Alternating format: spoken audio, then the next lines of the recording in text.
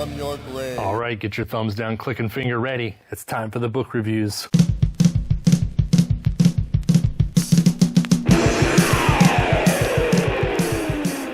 First up, The Sorcerers by David St. John, Fawcett Crest, 1969, cover art by Jeff Jones.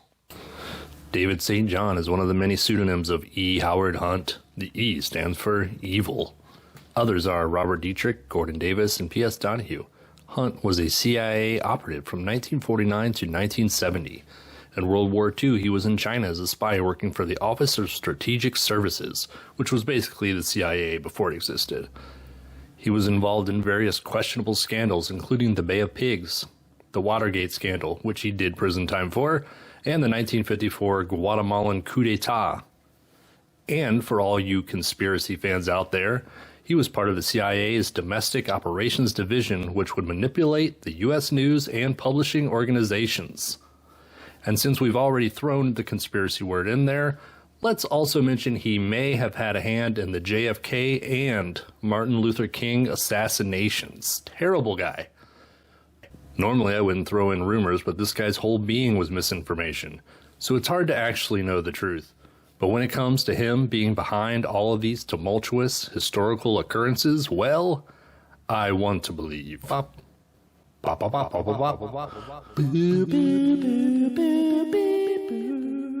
Here's a fun fact. The cigarette-smoking man from the X-Files is partly based off of E. Howard Hunt and is even named Hunt in the episode The Musings of a Cigarette-Smoking Man, which is one of my favorites because it's where the smoking man is like sending off his spy fiction and getting denied, and then he like thinks back to his assassinations of JFK and stuff. Totally E. Howard Hunt. The Sorcerers is part of the Peter Ward series that had 9 entries from 1965 to 1972. The Sorcerers was entry number 8, and as if his background wasn't enough, supposedly the Peter Ward character was created as an American reaction to James Bond at the request of Deputy Chief of Intelligence of the CIA, John A. McCone. So this is government-issued spy fiction, people. Government-issued spy fiction. Dude, seriously, one day I am going to sit down and do a for-real E. Howard Hunt video. All E. Howard Hunt. I need to read some biographies and stuff, though. We're not just going to Wikipedia this shit. We're going to do it for real. But stay tuned for that. Who knows? A year from now. Maybe a month. I don't know. So if all of the Peter Ward books read like this one, they are essentially like American propaganda for democracy. You know, but honestly, most U.S. spy books kind of are that anyway because they're catering to that audience. It's just that this one is a little less subtle about it. The basic premise of this is that CIA agent Peter Ward has been contacted by his Canadian counterpart to investigate a possible connection between Canadian Embassy and NATO affairs man Waring and the Russians. So they think he's a traitor. He needs to look into it. So Warren has been talking, but it's because the Russians have kidnapped his 20-year-old daughter. Or have they? Ward must find out if this is true and bring the girl back home. The trail leads to a black magic cult. Of course it does. Ward goes undercover, and as he gets deeper, things aren't all that they seem. So many things to say about this. First off, the first half of this book is very X-Files conspiracy episode in the mood and the tone of it all. I love the X-Files. I've watched every episode multiple times. Unfortunately, unlike the X-Files where the supernatural is real, the black magic in Sorcerers is not. Or is it? So in my eyes, this book is split into 2 different parts. The first portion is the investigation into the missing girl. Along the trail, he uncovers the black magic cult. This is idealized spy fiction with occult overtones, lots of conspiracy misdirection from people who may or may not have something to do with the kidnapping. We have multiple secret meetings with informants at night, including a romantically perfect one at midnight at the Eiffel Tower, shrouded in darkness, written beautifully, perfectly idealized spy fiction. Mystery shots from the darkness, Mission Impossible type undercover work. We'll get to that. Hypnotic serum, microfilm, defector spies living undercover, divulging intel, note clues pulled out of dead informants' pockets. We got the Russians, we got the ladies, Georgetown, Geneva, Paris, and a mysterious African island. The first section of this book was everything I've ever wanted in a spy book. It is simultaneously grounded in reality while loosely swiveling on the ball joint of extraordinary exploitative fiction. This is stupid. Who wrote this? So now we have the second portion, which takes place in Africa. This is where the story kind of dips down. There's already been a conclusion to the initial mystery, but now Ward is undercover in blackface. Fucking blackface. Come on, guys. He's in blackface to infiltrate and dismantle this African cult. So, blackface aside, the latter portion of this book seemed rushed and tacked on to fill out the word count. It could have easily been wrapped up with the kidnapping, and even though it has lots of action, somehow the pacing feels slower than the front half, and it might have something to do with how involved I was as a reader at this point. It purely exists for the agenda. I mean, that's why it was tacked on. Maybe it filled it out, maybe other reasons, but the agenda, the CIA agenda was not achieved in the first half, so it's tacked on at the end. Also, the reasoning as to why the cult exists is ridiculously unbelievable. I mean, we're talking like Alex Jones type conspiracy here. This is where that propaganda that I mentioned earlier comes into play. The whole plotline seems like something dreamed up to keep the more paranoid population of U.S. citizens in fear, in line, voting how they want. The Russians are converting black people to communism using anti-Christian ideas. It's nuts. It's insane. As a cherry on top, the cult is constantly smoking weed. This was written in 1969, and who else was constantly smoking weed in 1969? You do the math. But Hunt was a master of subterfuge and misinformation, but he had a wonderful gift in writing. So yeah, with a few tweaks, it could have been enjoyable in its obviousness, but it just wasn't. It had zero depth, situation and characters are just thrown in there recklessly, and honestly, it just felt like the book was already over.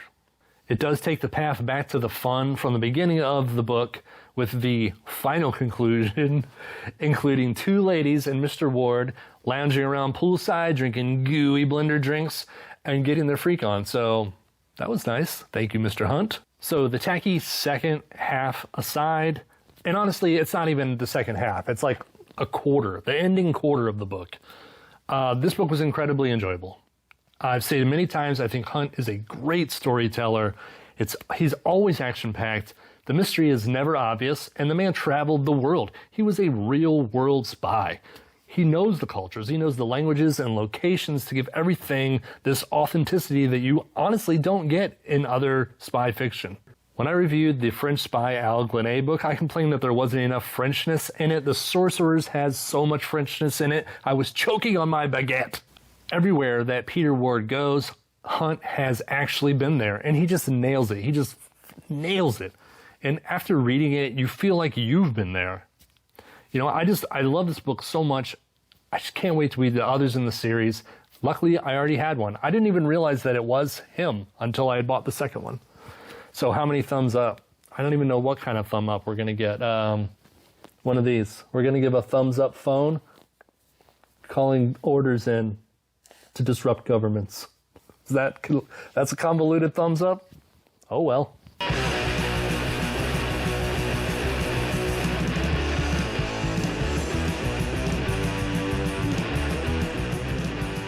Next up, we have Nolan #1, Bait Money by Max Allan Collins, Pinnacle Books, 1981. Cover artist Ed Abrams. Max Allan Collins is a prolific writer in the pop culture world, including everything from writing established comics like Dick Tracy and Batman, to novelizations of blockbuster movies like Saving Private Ryan, The Mummy, and Waterworld. Hey, I loved Waterworld. I don't care what you guys say. He created the graphic novel series Road to Perdition, which was made into a movie, and music-wise was in a 60s psych garage band called the Daybreakers, who had a minor hit with their song Psychedelic Siren.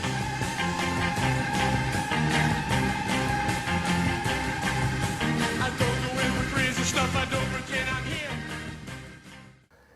His list of credentials is too much to mention here, but it's incredibly productive. Chances are you have read or watched something that he has had a hand in. Alright, so my favorite Max Allan Collins creation is the Quarry series, which is about a Marine sniper who returns from Vietnam and becomes an assassin. So I was excited when I was at the bookstore and I spotted this Nolan #1 bait money, as I knew from listening to the Paperback Warrior podcast that this was Collins' professional thief series inspired by Richard Stark's Parker series. By the way, I heard that they might be making new episodes, and I am very excited because I am a Paperback Warrior fan. I celebrate their entire catalog. There are 11 entries in the series so far, 9 in the original run from 1973 to 1991, and then he brought the character back in 2020 in the most recent entry in 2021, so I think it's about time for another one. The basic premise is Nolan is a professional thief in hiding. 16 years prior, he had a falling out with the family, the mob, when he killed the brother of an up-and-coming major player. Nolan is spotted by one of the crew in his hideout town, and he takes a bullet.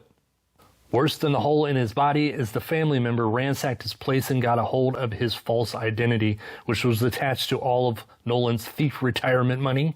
While holed up healing with a jiggly waitress, Nolan decides it's time to go back to Idaho and see if he can come to an agreement with his enemy to get his identity back. He really doesn't have much of a choice. So he has his meeting, states his case, but to save face, the mobster says, sure, but you owe me $100,000 and you have to pay me back with stolen money, which means one last job.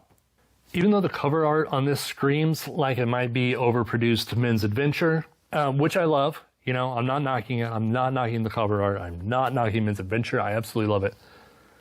The writing in this is levels above that standard machismo fare.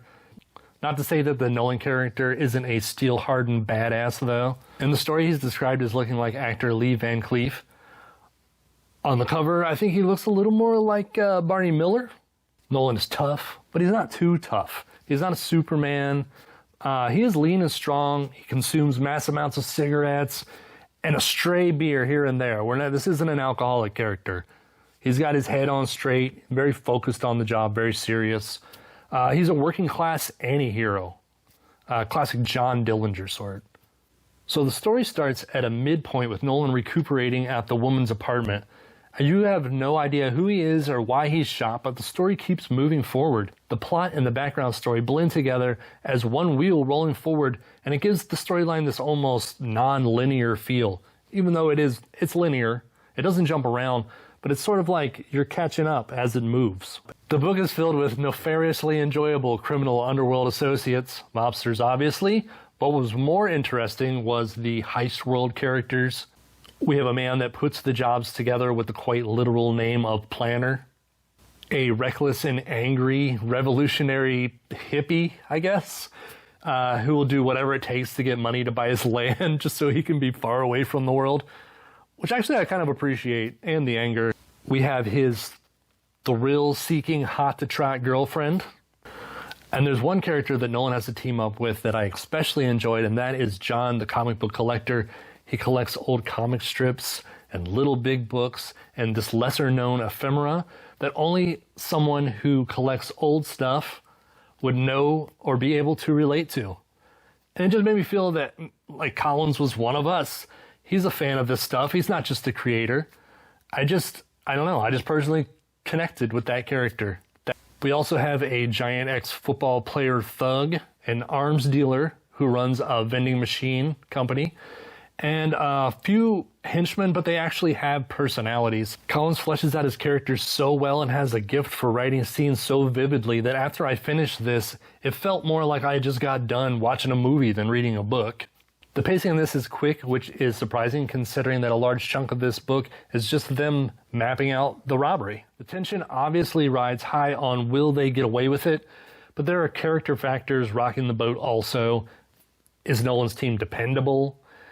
In the world of thieves, you can only trust your accomplice so far. Nolan is meticulous. I love his detail. I love how organized he is. He types it all out, and then he records the video. Not to mention, Nolan still has the family on his back, and not all the family members got the memo to not execute on sight, so he has to watch out for that. So final thoughts, this is one of my favorite reads of the year so far. Max Allan Collins is just amazing. I love the Corey series. I love this. I want to get more of them. I want to read all of them. He's a very gifted writer. In Men's Adventure, which I would kind of consider this, I guess. Crime. No, it's more crime. I don't know. Whatever box you want to put it in. He's at the top of the tier. One of the most talented. Go find it. Go read it. What kind of thumbs up are we going to get here? We're going to get a thumbs up and then we're going to steal it.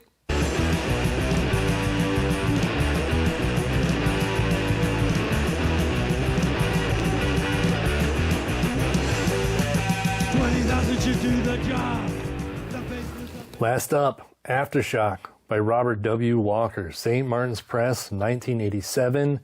I couldn't find out who did the cover art. If you know, hey, put it in the comments. That'd be cool. Author Robert W. Walker was born in 1948, and hey, he's still alive. He's published 44 novels and is still kicking with a brand new mystery thriller series released in 2024 titled Blue Vegas. Aftershock is his third published novel. While scanning his output, it seems he mostly wrote horror, followed by mystery, and then some other random genres like Viking and military. He wrote under the pseudonyms of Jeffrey Kane, Glenn Hale, Evan Kingsbury, and Stewart Robertson. Alright, the basic premise: LA is hit by an enormous earthquake. Underground is a secret lab. A scientist couple are working on a biomedical weapon. A biochemical weapon. In the middle of an experiment, the earthquake topples the ceiling.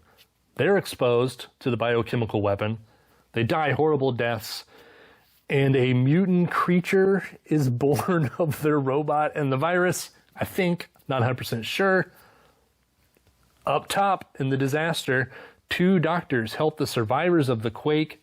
A newscaster investigates, and the mutant monster crawls to the surface to eat brains. So yeah, it sounds like a lot of crazy fun, right? Well, unfortunately, a lot of time is spent on the after disaster. Normally, I love disaster stories. People from different backgrounds banding together despite their differences. The cliche character that sacrifices themselves to save the others. The connection we feel as our fellow humans fight for survival. When you put aside your petty differences, your political affiliations, your religion, your race, and you grab that person's hand and you pull them out of the wreckage. It touches the heart. It rehumans humanity. We're in this together. But man, was this slow. The earthquake happens right at the beginning and it's over in a blink. What we're left with is the rubble. A true disaster novel would have built up to the earthquake. You would have learned the characters and cared what happened to them as the earthquake was happening. Maybe different wild scenarios of buildings falling and struggling to survive, hiding in elevators, and I don't know, something. Something interesting. But no, this is just a bunch of body bags filling Dodger Stadium. So the monster, it's what we're here for. The gore-dripping physical description and its hawking and stalking would fit right in with the 60s B horror movie. Bonus, the monster on the cover is pretty damn close to the description in the book. The monster's creation is crazy convoluted, but like, who cares? I'm not looking for literature here. It's part machine. This is where it gets a little confusing. It's part machine as it's the scientist's robot that helped with the biochemical weapon experiment. And then somehow it becomes a sentient organic mutant when it's exposed to the virus. I don't know. Does it matter? No, it doesn't matter. So from there, it slowly makes its way through the rubble, searching for food. And what it craves is human brains. Why? Why not? Why you gotta be a stick in the mud? It wants to eat brains, just let it eat brains. And as cool as that monster premise is, I feel that it was a misstep in trying to give it more of a depth than the story needed. Along with hunting for brains, it has thoughts of killing itself. It has an inner monologue and it just whines and whines. And this monster is literally sitting in its basement, crying and listening to Elliott Smith records. Going to kill myself tomorrow. Okay, maybe not the Elliott Smith part, but yes, it does sit in its basement and it is constantly crying. And the perspective jumps around from the survivors to the monster, and as soon as the narrative switches over to the monster, I would give a sigh and just know that I had to muscle through this thing. And I gotta be honest, in a monster book, probably not what you want your readers thinking. About 3/4 of the way through, though, the monster does come to life and get angry, starts ripping people's spinal cords out of their bodies, but it just takes so long to get there. The human characters aren't much better. There's a cheesy romance subplot between the two cardboard doctors. When they are in the story, they are either instantly falling in love and having these tepid sex scenes, or going on in ultra detail about medical and scientific jargon. I mean, it all sounds impressive. Somebody did their homework. If it's factual, I don't know. But man, I was just like, oh, another instance where I'm just groaning, like, come on. Other characters, there is a pushy half-Japanese reporter guy. He's kind of a borderline cliche, but he does have a little depth to him that makes him more of a rich character than the doctors, which were totally flat. He's completely about breaking the big story, obviously, the cliche, but he does come across that he actually cares about people, so I guess that's cool. He has a Hispanic sidekick co-worker who's pretty much relegated to picking up corpses and taking them to Dodger Stadium, so bummer for you, dude. 2 more characters that were enjoyable, one from Mexico and the other from Sweden, who are now a team of super tunnelers. They travel around to get people out of the rubble of earthquakes. They were both survivors from the different backgrounds where there was huge earthquakes who decimated their homes and killed their family. And then they got together and they go to earthquakes and tunnel people out. And I don't remember if like this is their business or they just both happened to be in LA at the same time when this happened, but they team up together and their relation together is like fun and they're interesting characters. And unfortunately, they're just in the beginning. It wasn't all bad though. It was pretty gory. When that monster started ripping heads off, it was incredibly descriptive and gooey. He just grabs people by the skull and rips their head out with their spinal cord attached and lays eggs inside the body, alien style. It has mad 80s flavor, which I enjoyed. It name drops Dungeons and Dragons. Come on. It mentions Tony Danza. That's cool. Before the doctors become disaster doctors, they are working on the cure for AIDS. So that's pretty 80s. Basically, the first 2 chapters were entertaining, and then the last 6. In full disclosure, though, I did start skimming around the 60% mark. The extensive medical and science terminology and the whiny mutant, I just couldn't take it. So maybe it's not fair that I review it because I was just kind of like, okay. Every time I saw scientific jargon, I was just like, but I will say that if you are a fan of Virus Outbreak or a depressed teenage robot mutant, unsure of your place in the world, this book is for you. So what do we give this thing? Well, let's start with a thumbs up. Then we're going to take its head and we're going to rip it off from the spinal cord. So it just gets a thumbless fist. And that's it. Thanks for watching. The notification bell, the subscription thing, the whatever else I got in there. Check it out. Thank you. Bye.